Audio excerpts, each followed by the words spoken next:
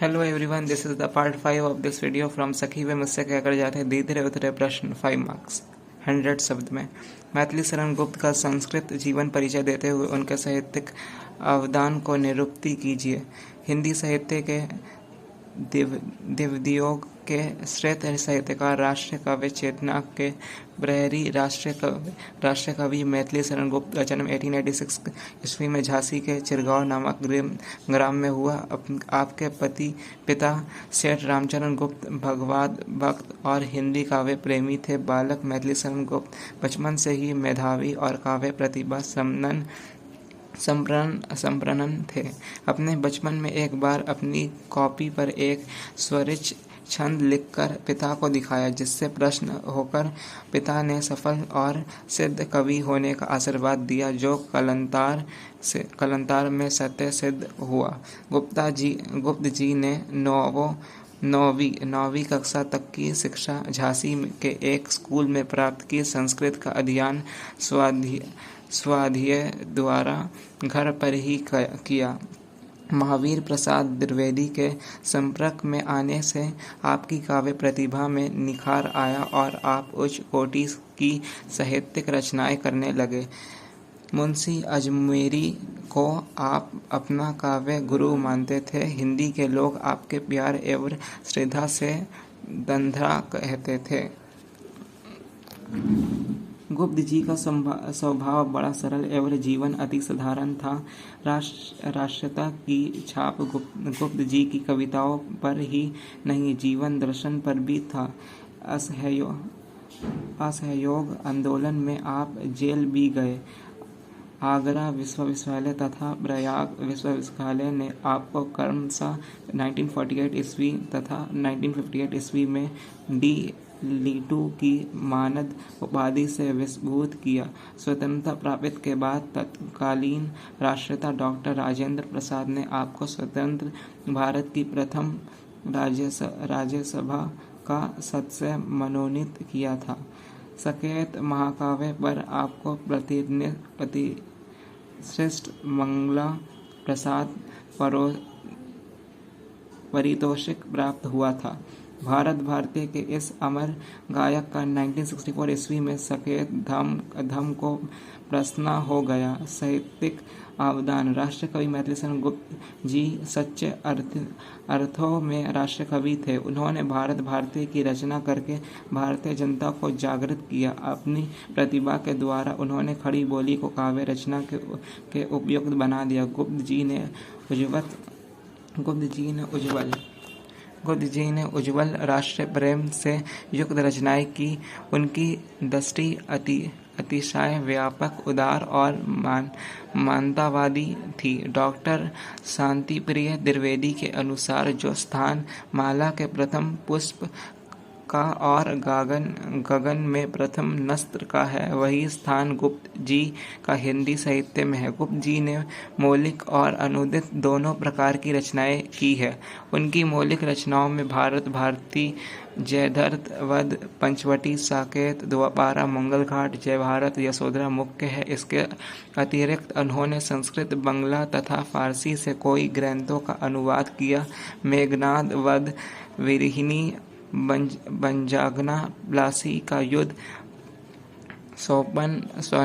स्वपनास, वत्ता, विरागना, उमर खयाम की रुबाइयाँ आदि इनकी मुख्य अनुदित रचनाएं हैं। गुप्त जी ने महाकाव्य, खंडकाव्य, मुक्त काव्य और चंपू काव्य प्राय हर प्रकार की रचना की। राम काव्य परंपरा का महाकाव्य साकेत आपकी कृति की अक्षोषा बनाए रखने के लिए पर्याप्त है। नंबर 2 तो बहुत लॉन्ग है। 3 नंबर 1 तक ये वीडियो में हम स्टॉप करते हैं। नंबर 2, नंबर 3, नंबर 4 का एक वीडियो बनेगा अलग से। उसके बाद नंबर 5, नंबर 6, नंबर 7 का एक वीडियो बनेगा अलग से। 7, 8 का एक वीडियो बन जाएगा अलग से। हाँ, हो जाएगा। टोटल और 2 पार्ट बनेगा, इसका कंप्लीट हो जाएगा चैप्टर। और ये 5 मार्क्स का ही पहला ही पार्ट है। पार्ट 5 है ये 5 मार्क्स क्वेश्चन का। और पार्ट 6 भी आएगा इसका, पार्ट 7 भी आएगा, 2 पार्ट होगा इसका और कंप्लीट हो जाएगा। इसके लिए ये पार्ट में से 1 ही क्वेश्चन हम डिस्कस किए। अभी हमको जाना है कहीं, अभी हम डिस्कस नहीं कर पाएंगे, टाइम नहीं उतना, इसलिए जो है 3-4 प्रश्न करके और हम नेक्स्ट वीडियो में 2 वीडियो और होगा, उसमें आप लोग का कंप्लीट हो जाएगा ये। और पार्ट 6 पार्ट 7 इसका 2 वीडियो और आएगा, इसमें आप लोग का कंप्लीट हो जाएगा। ठीक है, okay, thanks for watching this video and join the WhatsApp group link I have they रहे हम डिस्क्रिप्शन बॉक्स में। हम आप लोग जल्द से जल्द व्हाट्सएप ग्रुप लिंक को ज्वाइन कर ले। कॉमर्स का फ्री नोट्स आप लोग को वहाँ मिल जाएगा, कमेंट बॉक्स में भी लिंक है, डिस्क्रिप्शन बॉक्स में भी, जल्द से जल्द ज्वाइन कर ले और फ्रेंड सर्कल में अपने इसको शेयर करें जाते जाते, जिससे हम लोग मोटिवेट मिले हमको, और लाइक सब्सक्राइब ज़रूर करें, जिसका आप लोग हमको मोटिवेशन मिले, आगे हम ग्रो कर पाए। आप लोग मेरे वीडियो को देखते हैं लेकिन लाइक सब्सक्राइब नहीं करते, जिससे आप लोग लाइक सब्सक्राइब नहीं करते हैं, हमको मोटिवेशन कैसे मिलेगा, हम आगे कैसे ग्रो कर पाएंगे आप लोग के लिए। इसलिए लाइक सब्सक्राइब करें, मोटिवेट करें, जिससे हम आगे ग्रो कर पाए। Okay, thanks for watching this video. Hello everyone, this is the सखी वे मुझसे क्या कर जाते हैं पार्ट 6 ऑन। आप लोग अच्छा से पता है कि जो बना रहे आप लोग के लिए वीडियो, मेरे पास इतना टाइम नहीं रहता, तो भी हम आप लोग के लिए ऑनलाइन क्लास करवा रहे हैं, वीडियो बना रहे हैं। और आप लोग कितने बार हम बोल रहे हैं कि आप लोग हमको सपोर्ट करें, ज़्यादा से ज़्यादा व्यूज़ तो आ रहे हैं वीडियो में, लेकिन कोई सपोर्ट नहीं कर रहा। आप लोग सपोर्ट नहीं करिएगा, हमको मोटिवेशन नहीं मिलेगा, तो आगे हम कैसे ग्रो कर पाएंगे। हम आप लोग यही चीज़ बोल रहे हैं, व्यूज़ तो आ रहे हैं, लेकिन आप लोग लाइक सब्सक्राइब और फ्रेंड सर्कल में अपना शेयर करिए, जिससे हमको मोटिवेशन मिला और हम आगे भी आप लोग के लिए अच्छा से और मोटिवेशन हमको मिले और आगे हम लोग के लिए ग्रो कर पाए। और आप लोग हम फ्री ऑफ कोर्स नोट्स भी दे रहे हैं, और क्या चाहिए आप लोग को, फ्री ऑफ कोर्स नोट्स चाहिए, उसके लिए WhatsApp group link description box में दिया हुआ है, उसको आप लोग ज्वाइन कर लीजिए, और कमेंट बॉक्स में भी हम दे देंगे, आप लोग वो लिंक को ज्वाइन कर लीजिए, आप लोग के लिए बहुत ज़्यादा हेल्पफुल होगा। अभी रात का 1 बजे हम आप लोग के लिए ये वीडियो बना रहे हैं, तो आप लोग समझ सकते हैं हम आप लोग के लिए कितना मेहनत कर रहे हैं, और आप लोग हमको सपोर्ट नहीं कर, तो हमको ये कैसा लगेगा कि आप लोग हमको सपोर्ट नहीं करिएगा। इतना रात में हम आप लोग के लिए मेहनत कर रहे थे, इसलिए ज़्यादा से ज़्यादा आप लोग शेयर करिए, सब्सक्राइब करिए। तो ठीक है, इसी के साथ वीडियो हम स्टार्ट करते हैं पार्ट 6। यहाँ पार्ट 1 तक हो गया, पार्ट 5 तक हो गया था हम लोग का प्रश्न नंबर 1। उसके बाद हम बोले थे हमको कहीं जाना है, इसलिए नहीं हो पाएगा। पार्ट 6 में हम आप लोग का पार्ट 6, 7 जो होगा, 1 वीडियो या 2 वीडियो आएगा, उसमें पूरा कंप्लीट करा देंगे। राष्ट्रीय कवि मैथिली शरण गुप्त की काव्यगाथ विशेषताएं का संक्षिप्त विवरण प्रस्तुत कीजिए। मैथिली शरण गुप्त द्विवेदी युग के सबसे लोकप्रिय कवि है। उनकी कविता भाव तथा कला दोनों दृष्टियों से समृद्ध है। उनके काव्य की प्रमुख विशेषताएं इस प्रकार है। भावपक्ष संबंधी विशेषताएं भारतीय संस्कृति एवं स्वदेश प्रेम की भावना। गुप्त जी के काव्य में भारतीय संस्कृति के मूल आदर्श रमा सहिष्णुता, विश्व बंधुत्व, नारी के प्रति श्रद्धा एवं सहानुभूति के स्वर अभिव्यक्त हुए हैं। भारती उनके राष्ट्र प्रेम का ज्वलंत उदाहरण है। उनके काव्य में स्वदेश प्रेम की गूंज है, जिनको ना निज गौरव तथा निज देश का अभिमान है। वो नर नहीं नर पशु निरा है और मृतक समान है। नारी के प्रति सहानुभूति। गुप्त जी ने अपने संपूर्ण काव्य में नारी के प्रति अपनी उदारता, सहानुभूति, करुणा और श्रद्धा की भावना व्यक्त करते हुए उसे पुरुष से भी अधिक महत्व दिया है। उर्मिला, कैकी, यशोधरा, विदता, उत्तरा, रानकेत आदि गुप्त जी महामनाई नारी सृष्टि उनका मत है। अबला जीवन हाय तुम्हारी यही कहानी, आंचल में है दूध और आँखों में पानी। मानवतावादी स्वर। गुप्त जी मानवता को देवत्व की जाननी स्वीकार करते, उनके राम भी मानव रूप में भी उन्हें पूजे है। मनुष्य जीवन की सार्थकता उनके अनुसार मानव के लिए समृद्ध हो जाने में ही है। वे कहते हैं यही पशु प्रवृत्ति है कि आप ही चरे, वही मनुष्य है कि जो मनुष्य के लिए मरे। भक्ति भावना। गुप्त जी भगवान श्री राम के अन्य भक्त है। राम और कृष्ण तत्विद दृष्टि से भिन्न नहीं है, फिर भी तुलसीदास जी की तरह उन्हें राम रूप ही प्रिय है। वे कहते हैं धनु वर्ण या वेणु लो श्याम रूप के संग, मुझ पर चढ़ने से रहा राम दूसरा रंग। प्रकृति चित्रण। गुप्त जी ने प्रकृति के अलबमन रूप का सजीव चित्रण किया है। उनके प्रकृति चित्रण में सूक्ष्म निरीक्षण और चित्रात्मकता के सुंदर दर्शन होते हैं। पंचवटी में चांदनी रात का शब्द चित्र दर्शनीय है। चारों चांदनी की चंचल किरणों खेल रही है। जल थल में स्वच्छ चांदनी बिछी हुई है। आवनी और अंबर तल में पुलक प्रकट करती है। धरती हर तन की नोकों से मानो झूम रहे हैं। तरु भी मंद पवन के झोंकों से। आष्टानमुख काव्य मनुष्य को एक आदर्श मनुष्य बनने की प्रेरणा देना यही द्वितीय युगनी कविता की एक मुख्य विशेषता रही है।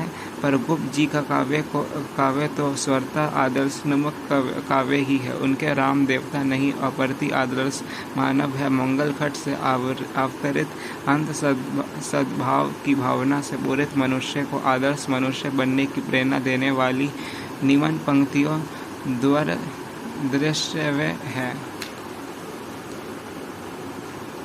सब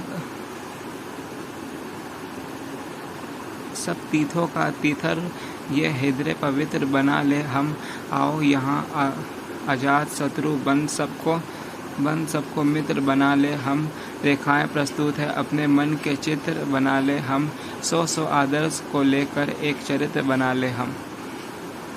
और आगे आप लोग देख सकते हैं, देख लीजिए कला संबंधी विशेषताएं।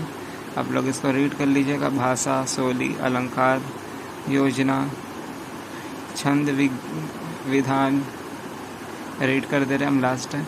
कलापश संबंधी विशेषताएं। भाषा गुप्त जी की प्रारंभिक रचनाओं की भाषा कुछ अपरिकव और कथात्मक है, किंतु जयद्रथ वध तक आते आते वो पूर्ण परिष्कृत हो गई है। संस्कृत निष्ठ और परिमार्जित खड़ी बोली होते हुए भी आपकी भाषा में कहीं दुर्बलता नहीं है। शैली गुप्त जी ने अपने समय की प्राय सभी प्रचलित काव्य शैलियों में रचना की है। साथ ही उनके नए शैलीगत प्रयोग भी किए हैं। शोका, सकेत, जय भारत, जयद्रथ वध, पंचवटी आदि प्रबंध काव्य शैली की रचनाएं हैं। झंकार मुक्तक शैली की रचना है। यशोधरा सकेत के नवम सर्ग में गति शैली का प्रयोग हुआ है। सिद्धराज में गति नाट्य शैली का प्रयोग हुआ है। तो द्वापर में नाटक, खंड काव्य और आत्मभिव्यंजन शैली का सामने है। उनके काव्य में उद्बोधन शैली, उपदेशात्मक शैली और छायावादी काव्य शैली के भी दर्शन होते हैं। अलंकार योजना गुप्त जी की काव्य में यथास्थान अलंकारों का उचित और स्वाभाविक प्रयोग हुआ है। अपना उपमा रूपक उत्प्रेक्षा, भ्रांतिमान, यमक, श्लेष आदि प्राय सभी प्रचलित अलंकार उनकी कविता में मिल जाते हैं। साथ ही कहीं कहीं ध्वन्यात्मक और मानवीय जैसे आधुनिक अलंकारों का भी प्रयोग मिलता है।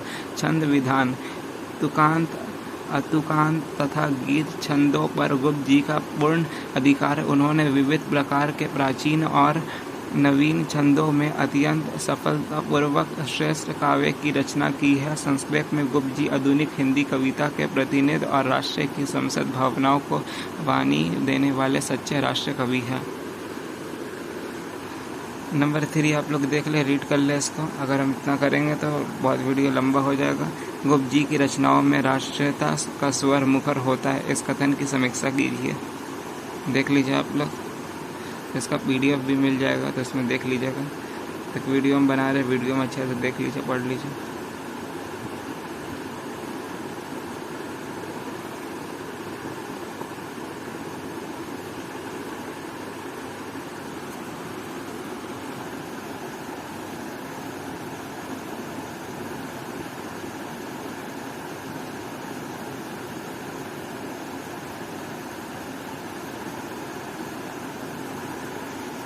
नंबर 4 सखी वे मुझसे कहकर जाते कविता का सारांश अपने शब्दों में लिखिए। ये आप लोग रीड कर लीजिएगा एक बार, तो अपने से कर लीजिएगा आराम से। ठीक है एवरीवन, रीड यहाँ पहले कर लीजिए फर्स्ट पैरा, उसके बाद फिर सेकंड पैरा, उसके बाद फिर थर्ड पैरा।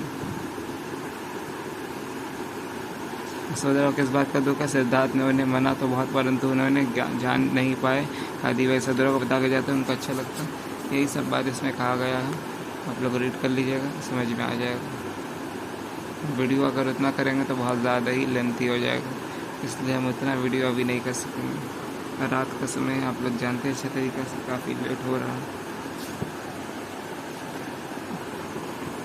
सखी भी मुझसे क्या कर जाते, कविता का उद्देश्य बताइए। उद्देश्य आप लोग पढ़ लीजिएगा, पहला पैरा, उसके बाद फिर दूसरा पैरा। इतना लेंथी वीडियो हम आप लोग सोचिएगा कि हम पूरा पढ़ के बता दें तो वीडियो काफ़ी पार्ट में हो जाएगा, बहुत लेंथी हो जाएगा, इसलिए हम उतना पढ़ के अब नहीं बता पाएंगे। आप लोग अगर PDF चाहिए तो PDF हम आप लोग को दे देंगे। व्हाट्सएप ग्रुप लिंक ज्वाइन कर लें, वहाँ आप लोग को PDF मिल जाएगा। तो किसी को व्हाट्सएप ग्रुप लिंक नहीं ज्वाइन करना है तो वहाँ आप लोग को नहीं मिल पाएगा, देख लीजिए।